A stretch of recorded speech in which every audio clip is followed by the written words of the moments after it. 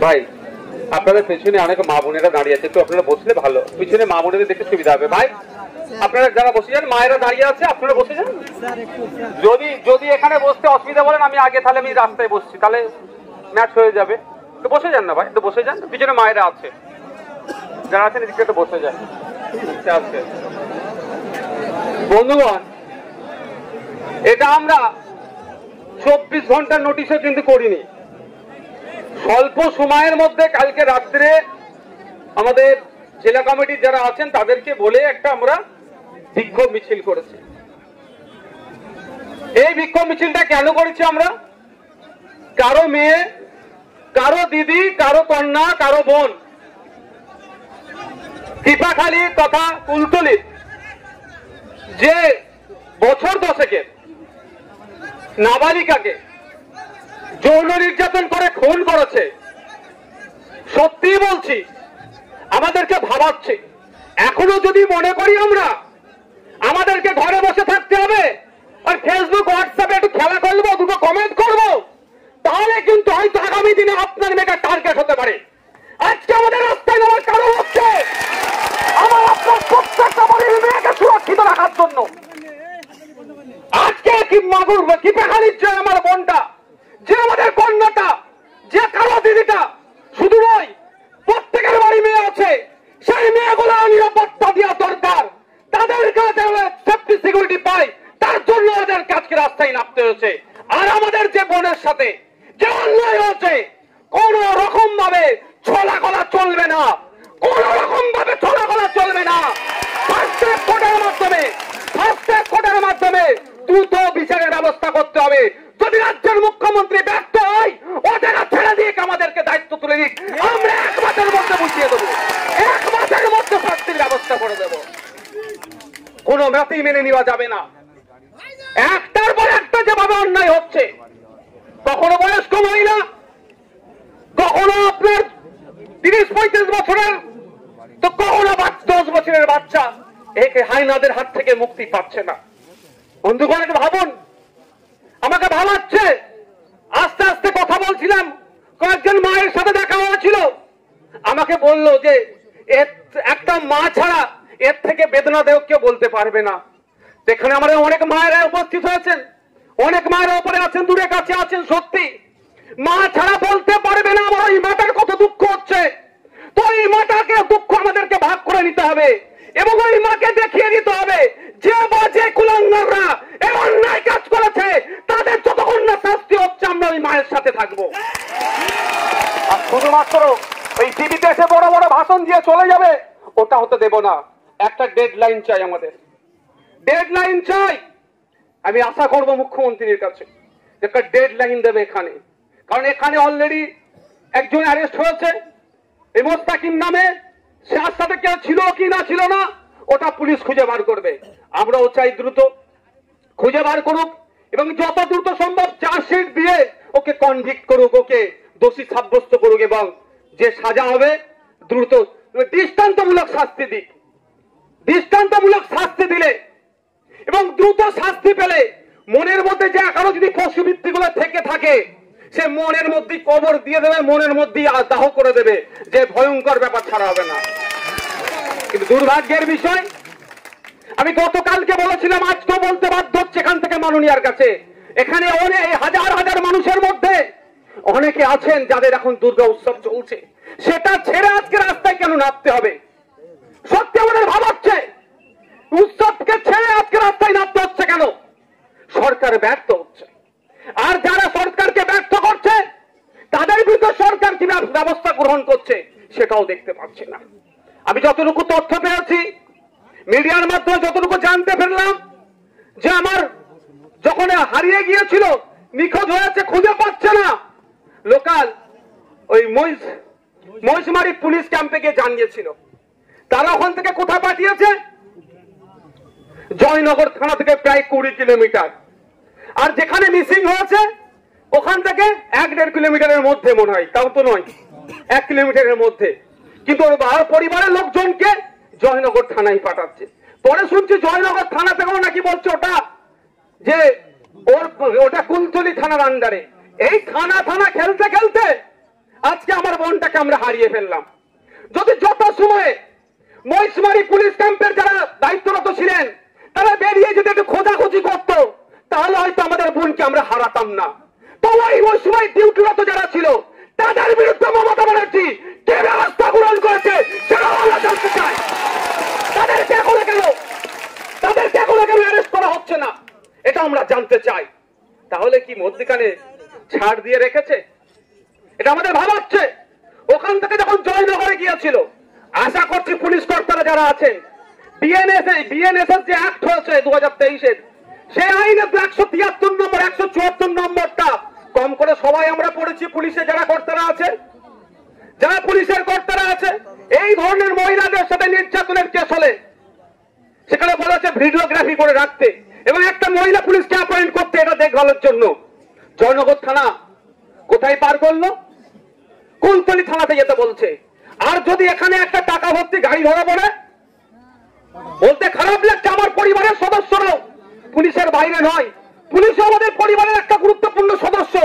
কিন্তু আজকে বলতে বাধ্য হচ্ছে, যদি মাল কামানোর জায়গা থাকতো ও দেখতেন ওর পরিবারের লোককে বলতো ওই মহিষমারি পুলিশ ক্যাম্প বলতো আমি তোমার সমস্যার সমাধান করে দেবো। মাল কামানোর দায়িত্ব থাকতো। আজকে আমাকে খারাপ লাগছে, বলতে বাধ্য হচ্ছি। প্রশাসনের কর্তাদের উদ্দেশ্যে বলছি, জানেন না জিরো এফআইআর কি জিনিস? জিরো এফআইআর করে তো ওটা ওই থানায় পার করে দিতে পারতো। জিরো এফআইআরটা হচ্ছে যেখানে ঘটনা ঘটেছে সেই থানাতে করলেও, আমি যা শর্টে বলছি ভাই, কনসার্ন থানাতে পাঠিয়ে দেওয়া যায়, সেটা করলো না কেন? যে বা যারা এই কাজটা করেনি, আমি আশা করব পুলিশ মন্ত্রী ওই সমস্ত সব পুলিশ কর্তাদের বিরুদ্ধে আমার লড়াই নয়, বা তাদের বিরুদ্ধে আমরা নয়। তারা আমাদেরকে নিরাপত্তা দিচ্ছে বলে আমরা শান্তির সাথে রাত্রে ঘুমাচ্ছি। কিন্তু পুলিশ সেজে যারা দায়িত্ব পালন করছে না তাদেরকে ধিক্কার নিন্দা জানাচ্ছি। আমি আশা করব রাজ্যের মুখ্যমন্ত্রী আপনি এখানে আসবেন, নির্যাতিতার পরিবারের পাশে দাঁড়াবেন এবং এখানে এসে বলে যাবেন যে 1 মাসের মধ্যে ওর ফাঁসি হোক বা ওর যে শাস্তির ব্যবস্থা করবে তিনি দায়িত্ব নিয়ে বলে যাবেন। আশা করবো তোমরা। উনি চলে যাচ্ছেন সমানের কি হচ্ছে, কাকে নিয়ে কি লীলা খেলা করছে সেখানে টাইম দিতে পারছে। চোর ডাকাতদের সাথে বসে তাদের নামে একাধিক অ্যালিগেশন আছে, তাদের সাথে বসে মিটিং করতে পারছে। আরে গ্রামের মেয়েটার সাথে অন্যায় হয়েছে, তার পরিবারের পাশে কেন আসবে না? এখানে মুখ্যমন্ত্রীকে আসতে হবে এবং তার পরিবারকে সাহস দিতে হবে। আর যদি পারতে না পারে ও পদ থেকে উনি পদত্যাগ করো। আমাদের পাড়ার লোককে দাঁড় করে এর থেকে ভালো রাজ্য আমরা চালিয়ে নিতে পারবো। আমাদের রাজ্য আমার অন্য মাকে আমরা চালিয়ে নিতে পারবো। আমি অবাক হয়ে যাচ্ছি। এখনো পর্যন্ত আমার রাজ্যের মাননীয়ার মমতাময়ী মাননীয়ার মুখ থেকে এই সম্পর্কে কোনো বাক্য তিনি খরচ করলেন না। আমি গতকালকে বলেছি, আজকেও বলছি, এখান থেকে মাননীয়ার উদ্দেশ্যে আইবি ডিআইবি যারা আছে তাদের মাধ্যমে বার্তা দিচ্ছি। গতকালকেও বলেছি, ভুল করেও যেন এক্ষেত্রে আপনি রেড বানতে যাবেন না, তাহলে অবস্থা কিন্তু ভালো করবে না বাংলার মানুষ বলে দিচ্ছে। কোন জায়গায় 2 লাখ, কোন জায়গায় 4 লাখ, কোন জায়গায় 10 লাখের রেট তো উনি আজকাল বেঁধে দিচ্ছে। আর না হলে কি বলছে, ও লাভ অ্যাফেয়ার ছিল, ও প্রেগনেন্ট ছিল, ও খদ্দের ধরছিল বলে দেখে দেওয়ার চেষ্টা হচ্ছে। আচ্ছা বন্ধুগণ যারা উপস্থিত হয়েছে, আপনারা বলুন তো এত বেড়ে যাচ্ছে কেন এই কাণ্ডগুলো? আপনাদের মনকে প্রশ্ন করে না যে এত একের পর এক কেন ঘটনা ঘটে যাচ্ছে? এই কদিন আগে কলকাতার যে ঘটনা ঘটেছে, যেভাবে সারা রাজ্য প্রতিবাদ হয়েছে, তারপরে এই ঘটনা ঘটছে কেন বলুন তো? এই ধর্ষকগুলো, এই খুনিগুলো, এই সমাজ বিরোধীগুলো কোন রকম ভাবে যেন একটা মেসেজ পাচ্ছে রাজ্য সরকার আছে তো, আমি যাই অন্যায় করবো ও আড়াল করে নেবে উকিল লাগিয়ে। তার প্রমাণ আমার তিলোত্তম দিদির জন্য। আস্তে আস্তে আস্তে কি হয়েছে? ওকে একটু বাইরে বার করে নিয়ে যে পানি দাও একটু, যা। অতজন কথা বললে তো আরো অসুস্থ হয়ে যাবে। উকিল সাহেব যাও তো তুমি ভাই, ওকে একটু বসতে দাও ফাঁকা জায়গায়, একটু বসতে, একটু পানি মুখে দাও। আসলে এখানে একটু পানি দাও, বসো বসো, মুখে একটু পানি দাও। তো তিলোত্তমা বোনের জন্য তৃণমূলের পক্ষ থেকে, শাসকের পক্ষ থেকে কি বলেছিল? 1 সপ্তাহের মধ্যে ব্যবস্থা হবে। এটা আপনাদের জেনে রাখা দরকার। বলে বরের মায়ের মানে বরের ঘরের পিসি আর কুনের ঘরের মাসি। এ বলছে আপনাকে আমাকে কি জানাচ্ছে যে 1 সপ্তাহের মধ্যে বিচার চাই, কিন্তু এই ধর্ষক খুনিগুলোকে বাঁচানোর জন্য আপনার আমার ট্যাক্সের টাকা দিয়ে দিদিমণি সুপ্রিম কোর্টে ডজন ডজন উকিল আবার লাগাচ্ছে। ধিক্কার নিন্দা জানাবেন না? ওটা ধর্ষকদের কাছে খুনিদের কাছে একটা হয়তো মেসেজ চলে যাচ্ছে, যাই অন্যায় করি না কেন দিনের শেষে হয়তো এই সরকার আমাদেরকে বাঁচিয়ে নেবে, আড়াল করে দেবে। ফলে আজকে ঘটনা বেড়ে যাচ্ছে। 2020 সালে আপনাদের মাধ্যমে জানতে পারলাম আজকে আমার যে বছর দশকের যে আমার নাবালিকা বোনের সাথে যারা অন্যায় করেছে বা যে অন্যায় হয়েছে, বছর 2020 সালে ওর পিস্তুত দিদির সাথেও নাকি এই ধরনের তাকে ধর্ষণ করেছিল। এবং সে যখন লোকাল থানাতে গিয়েছিল সে সময় কে পুলিশ কর্তা ছিল জানি না, সেই পুলিশ কর্তারা নাকি তাকে বলেছিল বা তার পরিবারকে বলেছিল টাকা পয়সা নিয়ে অ্যাডজাস্ট করে নিতে। ফলে সে বাধ্য হয়ে সুসাইড করেছে। আমরা এখানে উপস্থিত হয়েছি আগামী দিনে এই ধরনের ঘটনা ঘটতে না দেওয়ার জন্য। আমরা এখানে উপস্থিত হয়েছি আমার বোনের সাথে যারা এই বৈষয়িক কাজ করেছে, এই ধরনের কাণ্ড ঘটিয়েছে, সে বা তাদের সর্বোচ্চ শাস্তি চাই। এই জন্য আমরা উপস্থিত হয়েছি। কোন মতেই ছাড় দেওয়া যাবে না। মুখ দেখে কার দল করে কি করে কোন ছাড় দেওয়া যাবে না। আমি এখানে এসে বলে যাচ্ছি এখানকার মাটি থেকে দাঁড়িয়ে, যদি আমরা দেখছি যে তার সঠিকভাবে তদন্ত হচ্ছে না, মায়েদের উদ্দেশ্যে বলবো যারা এসেছেন আগামী দিনে কলকাতা রাজপথে আমরা যে অবরুদ্ধ করব, তাতে যদি দুটো পুলিশের গুলি খেয়ে মরতেই মরবো। কারণ আমার বোনকে যারা ধর্ষণ করেছে, যারা যৌন নির্যাতন করেছে, তারা বাইরে থাকলে তারা ছাড় পেয়ে যাবে, এটা মানবো না আমরা। রাজি আছেন? রাজি আছেন? আমরা গিয়ে কলকাতা রাজপথে বসবো। যে আমার কিসের জন্য? আমার 2 বিঘে 4 বিঘে জায়গার জন্য বসবো না, আর ক্ষমতার জন্য বসবো না। আমার বোনের বিচারের জন্য, আমার বোনের সাথে যারা অন্যায় করেছে ইনসাফ ন্যায় দেওয়ার জন্য আমরা কি করব? রাস্তায় বসবো। আমি একটা জিনিস ভেবে পাই না, আপনার গত বছরে এই যে মিসিং কেসটা না, এখানে পুলিশ কর্তারা থাকলে পরে জিজ্ঞাসা করবেন, তারা সহজে নিতে চায় না কেন আমি বুঝে পাই না। কোনো গত বছরে কলকাতার এক ছেলে, মালদার এক ছেলে কলকাতা এসেছিল নিজের কোচিং নিতে, নিজের কোচিং এ পাস করবে, MBBS ডক্টর হবে, সেই লক্ষ্যে এসেছিল। একটু বড় লোক বাড়ির হাত ছেলে ছিল, হাতে আইফোন ছিল, টাকা পয়সা ছিল। ওরই বগুড়ায় যেখানে খাওয়া দাওয়া করতো, ওই মেসের কজন তাকে অপহরণ করে ফোন করেছে ছেলের বাবাকে যে এত টাকা দিতে হবে, তাহলে আমি তোমার ছেলেকে ছাড়বো। লোকাল থানাতে এখানে এসে যোগাযোগ করে জানানোর পরেও মিসিং ডায়েরি নেয়নি, ডায়েরি পর্যন্ত নেয়নি। কিছুক্ষণ যাওয়ার পরে, বেশ কয়েক ঘন্টা কেটে যাওয়ার পরে খোঁজাখুঁজির পরে কি হলো, ঠিক একইভাবে লাশ উদ্ধার হলো। কেন পুলিশের এত অনীহা? পুলিশের মধ্যে আইনের মতো সংস্কার আনা দরকার পুলিশ কোডে। যদি আমাদের দেশের আইন যে নতুন আইন হয়েছে BNSS, সেখানেও কিন্তু উল্লেখ করা আছে যে এই ধরনের কাণ্ড ঘটলে মহিলাদের নির্যাতনের ক্ষেত্রে একটা মহিলা পুলিশকে অ্যাপয়েন্ট করার কথা বলা আছে। 173 নম্বর BNSS 2023 এতে 173 নম্বর ধারাতে, কিন্তু সেই মোতাবেকেরা কাজ করেনি। তাই বন্ধুগণ যারা উপস্থিত হয়েছি, আমরা যারা এসেছেন, আমি প্রত্যেককে সংগ্রামী অভিনন্দন জানাচ্ছি যে আপনারা আজকে উপস্থিত হয়ে প্রমাণ করিয়ে দিচ্ছেন যে ওই কন্যাশ্রী, রূপশ্রী, লক্ষ্মীর ভান্ডার দিয়ে কারো সিট দ্বারাকে কিনে নিতে পারবে না। কারণ হচ্ছে ওটা যারা দিচ্ছেন না, আমাদের প্রাপ্য আমরা পাচ্ছি, ঠিক কথা। কেউ আমাদের দান ভিক্ষা দিচ্ছে না, আমাদের ট্যাক্সের টাকায় ঘুরিয়ে আপনার ট্যাক্সের টাকা আমার মাকে দিচ্ছে, আমার মায়ের ট্যাক্সের টাকা হয়তো আপনার মাকে দিচ্ছে। এর থেকে বেশি কিছু নয়। ওটা কালীঘাট থেকে ট্যাক্সাল নয়, টাকা ছাপিয়ে আপনাকে আমাকে দিচ্ছে, ওটা আমাদেরই ট্যাক্সের টাকা। কিন্তু আমাদেরকে লক্ষ্মীর ভান্ডার, রূপশ্রী, কন্যাশ্রী দিয়ে আমাদের মেয়েদের উপর অত্যাচার হবে, আমাদের বাড়ির বউগুলোর উপর অত্যাচার হবে, আমাদের কন্যাগুলো, শিশু কন্যার উপর অত্যাচার হবে। আমরা বুক বুঝে চুপ বসে থাকবো, সেটাও আমরা মানব হতে পারে না। আমরা রাস্তায় নেমেছি, রাস্তাতেই থাকবো। দ্রুত বিচার চাইছি এবং মুখ্যমন্ত্রী বিবৃতি চাইছি। এখানে এসে মুখ্যমন্ত্রী তার বাড়িতে গিয়ে বিবৃতি দেবে, এটা আশা করছি। তবে ওই বিবৃতি আমরা নেবো না। কেউ কোন বিবৃতি? কামদুনির ঘটনা আমাদের ভুলে যাচ্ছি না। কামদুনিতে কি বলেছিল? অল্প কয়েকদিনের মধ্যে চার্জশিট হয়ে যাবে, অল্প কয়েকদিনের মধ্যে কি হবে, যারা দোষী শাস্তি পেয়ে যাবে। আর আমরা কি দেখলাম? 10 বছর পার হয়ে গেল, কামদুনির নির্যাতিতা আজও কাঁদছে। তার কাঁদছে মানে সে যেখানেই থাকুক, শান্তিতে থাকুক, সেই জায়গা থেকে কাঁদছে, তার পরিবার কাঁদছে, এখনো বিচার পাচ্ছে না। তাই বন্ধুগণ, চুপ করে গেলে হবে না। আমি আপনাদের অনুরোধ করছি, রং দেখতে যাবেন না। অনেক রঙের খেলা খেলেছে, জাত বর্ণ দেখতে যাবেন না।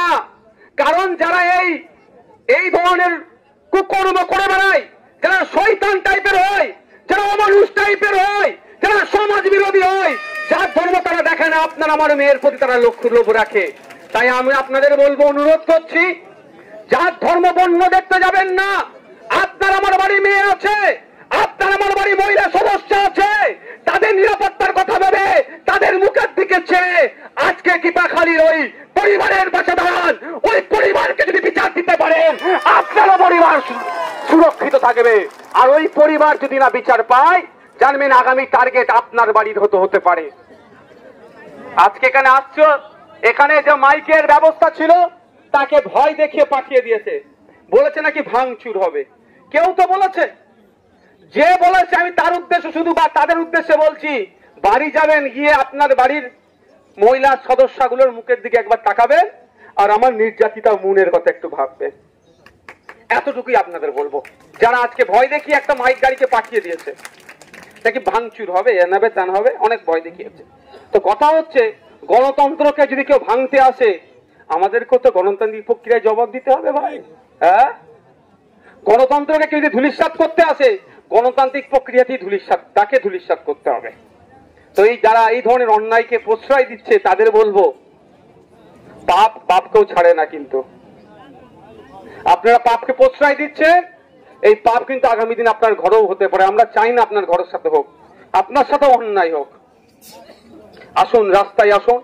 গণতান্ত্রিক প্রক্রিয়াতে যারা অন্যায় করেছে তাদের বিরুদ্ধে সোচ্চার হন। আপনার রাজনৈতিক পরিচয় থাকতে পারে, যার বিভিন্ন রাজনৈতিক পরিচয় থাকতে পারে, সব পরিচয়ের ঊর্ধ্বে এখন আমরা মানুষ হয়ে, আমাদের পরিবার আছে, তাই একজন মানুষে একজন নির্যাতিতার পাশে দাঁড়াতে হবে।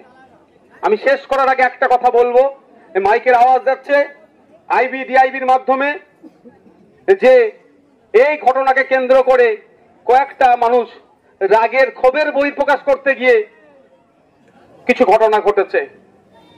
সেই ঘটনাকে সামনে রেখে যদি কোনো মানুষের প্রতি প্রশাসনিক কোনো অ্যাকশন নাই, কিন্তু এর পরিণতি যে কি ভয়ঙ্কর হবে, সে তো আসবো। এর পরিণতি যে কি ভয়ঙ্কর হবে, প্রশাসন কিন্তু সামলাতে পারবে না।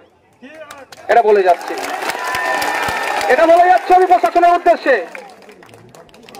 ওইটাই তো বলে যাচ্ছে, এটাই কারণ এতদিন মানুষ মুখ বুঝে সহ্য করেছে। অন্যায় হয়েছে, এই অন্যায়টা হতো না যদি এই কৃপামারির আপনার মহিষমারি বাজারের যে পুলিশ পোস্ট যে ছিল, তারা যদি যত সময়ে ব্যবস্থা নিত, তাহলে আজকে আমাদের এখানে আসতে হতো না, আমাদের বোনটাকে হয়তো আমরা হারাতাম না। তাহলে প্রশাসনের ব্যর্থতার জন্য আজকে আমার বোনকে আমরা হারিয়েছি। তা আমরা এখান থেকে আওয়াজ শুনছি প্রশাসনের উদ্দেশ্যে, যেই প্রশাসনের কর্তাদের জন্য আজকে আমাদের বোনকে হারিয়েছি, তাদের বিরুদ্ধে ব্যবস্থা গ্রহণ করুন, এবং যে নরখাদক যারা আছে তাদের বিরুদ্ধে আপনারা ব্যবস্থা নিন। সমগ্র প্রশাসনের বিরুদ্ধে আমাদের ক্ষোভ নাই, রাগ নাই, অভিমানও নাই। যারা এসছেন সকলকে সংগ্রামী অভিনন্দন জানিয়ে আজকে আমার বক্তব্য এখানেই সমাপ্ত করছি।